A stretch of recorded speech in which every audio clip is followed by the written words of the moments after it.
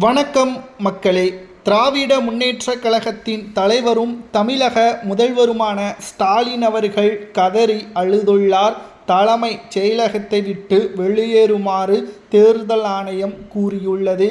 ஒட்டுமொத்த அரசு நிதி மற்றும் அரசுக்கு சொந்தமான வாகனங்கள் அனைத்தையும் தேர்தல் ஆணையம் ஸ்டாலின் அவர்களிடம் இருந்து பறித்துள்ளது. ஏப்ரல் 23 தமிழகத்தில் சட்டசபை தேர்தல் நடைபெறுகிறது. இதுவரைக்கும் 5 ஆண்டுகள் சொகுசாக அரசு வழங்கிய அந்த வாகனம், வீடு மற்றும் வீட்டில் உள்ள நபர்களுக்கு பாதுகாப்பு அனைத்தையும் தற்பொழுது அரசு திரும்ப பெற்றுள்ளதாக தேர்தல் ஆணையம் கூறியுள்ளது. மிக முக்கியமாக ஸ்டாலின் அவர்கள் வருத்தப்படக்கூடிய அளவிற்கு நடந்த மிக முக்கியமான தகவல் ஒன்று கிடைக்கப்பெற்றுள்ளது. 2026 சட்டசபை தேர்தலில் இதுவரை எதிர்பாராத ஒரு தோல்வியே ஸ்டாலின் அவர்கள் பெறுவார். அதற்கு காரணம் திமுகவின் அமைச்சர்கள்தான் என்றும், 20 கட்சியுடன் கூட்டணி இருந்தாலும் கூட 2011ஆம் ஆண்டு கருணாநிதி அவர்கள் எப்படி எதிர்க்கட்சி அந்தஸ்தை இழந்தாரோ அதே நிலைமை 2026இல் ஸ்டாலின் அவர்கள் பெறுவார். மிகப்பெரிய ஒரு மாற்றம் தமிழக அரசியலில் ஏற்படும் என்று மத்திய உளவுத்துறை இரகசிய தகவலை தற்பொழுது வெளியிட்டுள்ளது.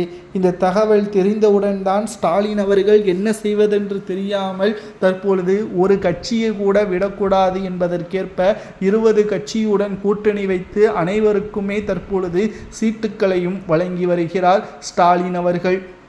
ஆனாலும் கூட ஸ்டாலின் அவர்கள் நினைத்ததுபடி இந்த தேர்தலில் வெற்றியடைவது மிகப்பெரிய கடினம்.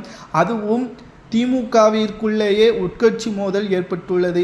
அதிமுகவில் இருந்து மட்டும் 6 நபர்கள் வந்துள்ளனர். இந்த 6 நபர்களும் கடந்த முறை அதிமுகவில் போட்டியிட்ட அதே தொகுதியில் போட்டியிடப் போவதாகவும் கூறியுள்ளனர். ஆனால் திமுகவின் நிர்வாகிகள் கூறுவது என்னவென்றால், வந்தவர்களுக்கு முன்னுரிமை வழங்கினால் நாங்கள் பல ஆண்டுகளாக திமுகவிற்காக வேலை செய்து வருகிறோம், நாங்கள் எப்படி அதிமுகவில் வந்தவர்களுக்கு வேலை செய்ய முடியும், எங்களுக்கான அங்கீகாரம் இங்கு இல்லாமல் போவதாகவும் கூறி வருகிறார்கள். மேலும் கிட்டத்தட்ட ஓபிஎஸ் அவர்கள் போடி தொகுதியில் நியமிக்கப்பட்டுள்ளார் வேட்பாளராக. இன்று நடைபெற்ற வேட்பாளர் ஆலோசனையின் முடிவில் ஸ்டாலின் அவர்கள் அறிவித்துள்ளார். தற்பொழுது திமுகவில் உட்கட்சி மோதல் ஏற்பட ஆரம்பித்து விட்டது. கருத்து கணிப்பிலும் திமுக தோல்வி என்ற உளவுத்துறை சொன்ன தகவலும் வெளியாகிவிட்டது. இதனால் என்ன செய்வது என்று தெரியாமல் கதறி அழுதுள்ளார் தற்பொழுது. மேலும் இன்னும் சில வாரங்களை இருக்கக்கூடிய நிலையில் ஸ்டாலின் அவர்களது நிலைமை தோல்வியா என்பதை